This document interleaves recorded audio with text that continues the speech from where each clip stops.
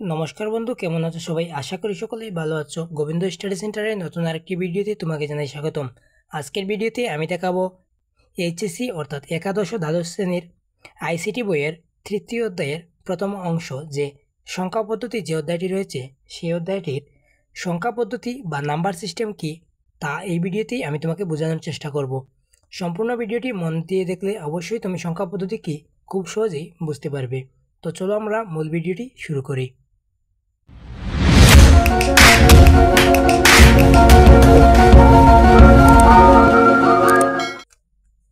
তো আজকের ভিডিওতে আমি দুটি প্রশ্নের উত্তর তোমাকে খুব সহজে বোঝানোর চেষ্টা করব। সেগুলো হচ্ছে সংখ্যা পদ্ধতি কী, এবং দ্বিতীয়টি হচ্ছে সংখ্যা পদ্ধতি কত প্রকার ও কী কী। তো এখানে আমি লিখে রেখেছি বিভিন্ন সাংকেতিক চিহ্ন বা অঙ্ক অর্থাৎ ডিজিট ব্যবহার করে সংখ্যা লেখা ও প্রকাশ করার পদ্ধতিকে সংখ্যা পদ্ধতি বলে। এখানে যদি আমি সংখ্যা লেখা ও প্রকাশ করার পদ্ধতি না বলে আমি লিখতাম যে ব্যবহার করে গণনা করার মাধ্যমকে বা পদ্ধতিকে সংখ্যা পদ্ধতি বলে, সেটিও হতো। তো আসলে সেই বিষয়টি কি, এখানে যে 6 লিখেছি আমি, এটি হচ্ছে ইংরেজিতে 6 কিন্তু বাংলায় হয় 6। অথবা আমি যদি রোমান সংখ্যায় লিখতাম তাহলে হতো এরকম যে BI। অথবা আমি যদি এভাবে লিখতাম যে 1, এবং এই 1কে ইংরেজিতে লিখলে হতো 1, অথবা রোমান সংখ্যায় লিখলে হতো I। তো এগুলো হচ্ছে সংখ্যা বা চিহ্ন। এই মানগুলো দ্বারা আমরা বুঝতে পারি যে এগুলো 1 বা একটি। এই যে চিহ্ন বা অঙ্ক অর্থাৎ যে প্রতীক ব্যবহার করে আমরা এই মানটি বুঝতে পারছি, এটিকেই আসলে সংখ্যা পদ্ধতি বলে। আশা করি তুমি বুঝতে পেরেছ।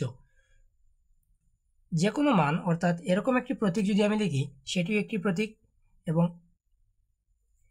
এটিও একটি চিহ্ন বা অঙ্ক। তো আমরা এটি বুঝলেই বুঝতে পারি যে এটি 2, অর্থাৎ এখানে 2টি রয়েছে। এই অক্ষরটি বা প্রতীকটি দেখলেই তুমি বুঝতে পারো যে এখানে 3টি রয়েছে। সেটি কীভাবে বুঝতে পারো? এটি একটি চিহ্ন বা প্রতীক। তো এই প্রতীকগুলো ব্যবহার করে গণনা করার মাধ্যমকে এখানে লিখেছি বিভিন্ন সাংকেতিক চিহ্ন বা অঙ্ক অর্থাৎ ডিজিট ব্যবহার করে সংখ্যা লেখা ও প্রকাশ করার পদ্ধতিকে সংখ্যা পদ্ধতি বলে। আশা করি তুমি সংখ্যা পদ্ধতি কি সেটি বুঝেছ। সংখ্যা পদ্ধতি আবার দুই প্রকার। সংখ্যা পদ্ধতি কত প্রকার? দুই প্রকার। তো সংখ্যা পদ্ধতি দুই প্রকার কী কী? একটি হচ্ছে পজিশনাল, অপরটি হচ্ছে নন পজিশনাল। তো সেগুলো কি দেখে নেই। তো সংখ্যা পদ্ধতি বা নাম্বার সিস্টেম হচ্ছে দুই প্রকার। তো এই দুই প্রকার হচ্ছে, একটি হচ্ছে নন পজিশনাল এবং অপরটি হচ্ছে পজিশনাল। তো নন পজিশনাল এবং পজিশনাল সংখ্যা পদ্ধতির পার্থক্য কী? এখানে আমি একটি সংজ্ঞা লিখে রেখেছি, যে সংখ্যা পদ্ধতির সংখ্যার স্থানীয় অবস্থান পরিবর্তন হলে মানের কোনো পরিবর্তন হয় না, তাকে নন পজিশনাল সংখ্যা পদ্ধতি বলে। এরকম যে অতীতে যখন কোনো সংখ্যা পদ্ধতির প্রচলন ছিল না, তখন পাহাড়িরা যখন শিকার করত, তখন তারা এভাবে একটি স্টার চিহ্ন দিয়ে যদি 5টি শিকার করতো তাহলে এরকম দাগ টেনে বোঝাতো। অথবা যখন এখানে 5টি শিকার করার ফলে এই চিহ্নটি ব্যবহার করতো, কিন্তু যদি 10টি শিকার করতো তখন কীভাবে লিখতো?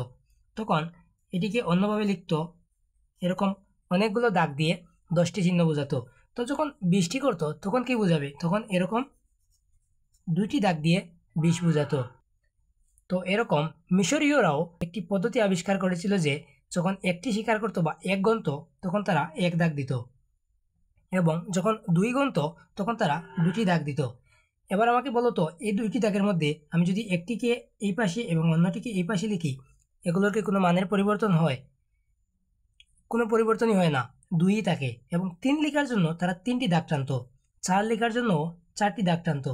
তো এরকম কি গণনা করা যায়? এরকম গণনা করা যায়, তবে এগুলোকে যদি আমরা উলটপালট করি, স্থান পরিবর্তন করি, এই দাগটিকে যদি আমি এই পাশে নেই, এই দাগটিকে এই পাশে আনি, মান কিন্তু একই থাকে।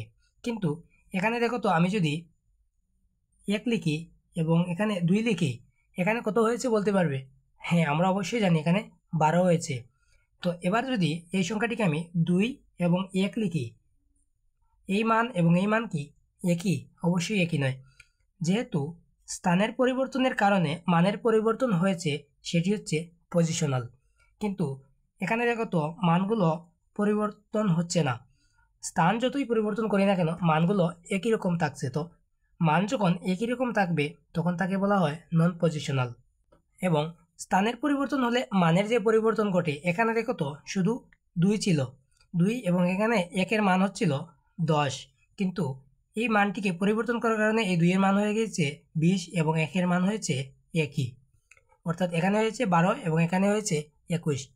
এই স্থানের পরিবর্তনের কারণে যে মানের পরিবর্তন হয়েছে এই মানটি আসলে পজিশনাল সংখ্যা পদ্ধতিকে বোঝায়। তো আমি এখানে লিখে রেখেছি যে সংখ্যা পদ্ধতিতে সংখ্যার স্থানের পরিবর্তন হলে সংখ্যার মানের পরিবর্তন হয় তাকে পজিশনাল সংখ্যা পদ্ধতি বলে। আশা করি তুমি এই বিষয়টি খুব সহজেই বুঝতে পেরেছ। মিশরীয়রা এরকম দাগ টেনে টেনে 1, 2, 3 এরকম গণত, কিন্তু যখন 9টি দাগ টেনে ফেলতো তখন আর দাগ না টেনে তারা 10কে এভাবে লিখতো, যে এভাবে। কিন্তু যখন 20 লিখতো তখন কি লিখতো? 20 লেখার জন্য তারা এরকম দুটি দাগ টানতো। 2টি দাগ টানার ফলে অনেকগুলো দাগ টানা হয়ে গেলে এবার 100 কীভাবে লিখবে? 100 লেখার জন্য তারা এরকম একটি প্রশ্নবোধক চিহ্ন দিয়ে দিত। তো এই চিহ্নটি দ্বারা তারা বুঝতো 100। তো যখন 200 লিখবে তখন কিভাবে লিখবে? এরকম 2টি দাগ দিয়ে দিত। এবার বলো তো, এই মানগুলোকে যদি আমরা একটিকে এখানে এবং একটিকে অন্য পাশে লিখি, এগুলোর মানের কি কোনো পরিবর্তন হয়? না, এগুলোর মান আসলে 100ই থাকবে। তো এটি হচ্ছে আসলে নন পজিশনাল সংখ্যা পদ্ধতি, যে স্থানের পরিবর্তন করলেও এই মানটিকে যদি আমি এই পাশে লিখি, এটিকে যদি এই পাশে লিখি, কোনো পরিবর্তন হবে? পরিবর্তন হবে না। তো এই যে স্থানের পরিবর্তন করার ফলেও মানের কোনো পরিবর্তন হচ্ছে না, এই মানটি হচ্ছে নন পজিশনাল সংখ্যা পদ্ধতির উদাহরণ।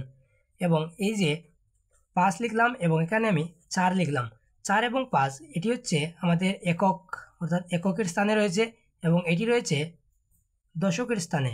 আশা করি এই বিষয়টি তুমি বুঝো। যদি আমি এই 4কে দশকের স্থানে এবং 5কে এককের স্থানে লিখি, সেই মানটি কি একই রকম থাকে? না, থাকে না। এখানে এককের স্থান থাকার কারণে এটির মান ছিল শুধু 4, কিন্তু এই মানটি যখন আমি দশকের স্থানে এনেছি এর মানটি হয়ে গিয়েছে কত? 40। অর্থাৎ স্থানের পরিবর্তনের কারণে মানেরও পরিবর্তন হয়েছে। তো এই যে স্থানের পরিবর্তন কারণে মানের পরিবর্তন হয়, এই সংখ্যাটির উদাহরণ হচ্ছে পজিশনাল সংখ্যা পদ্ধতি। তো পজিশনাল সংখ্যা পদ্ধতি আবার 4 প্রকার। তো আসো সেগুলো কি একটু দেখে নেই। তো এখানে আমি লিখে রেখেছি পজিশনাল সংখ্যা পদ্ধতি 4 প্রকার। তো 4 প্রকার কি কি? একটি হচ্ছে বাইনারি, অক্টাল, ডেসিমেল এবং হেক্সাডেসিমেল। তো বাইনারিতে আমাদের দুটি সংখ্যা ব্যবহৃত হয়, একটি হচ্ছে 0 এবং অপরটি হচ্ছে 1। অক্টালে ব্যবহৃত হয় 0, 1, 2, 3, 4, 5, 6, 7 এবং ডেসিমেলে ব্যবহৃত হয় 1, 2, 3, 4, 5, 6, 7, 8, 9 এগুলো। এবার হেক্সাডেসিমেলে ব্যবহৃত হয় 0 থেকে 9 পর্যন্ত এবং আরও ABCDEF, অর্থাৎ মোট 16টি ডিজিট ব্যবহৃত হয় এবং ডেসিমেলে মোট 10টি ডিজিট ব্যবহৃত হয়। অক্টালে 8টি ডিজিট এবং বাইনারিতে 2টি ডিজিট।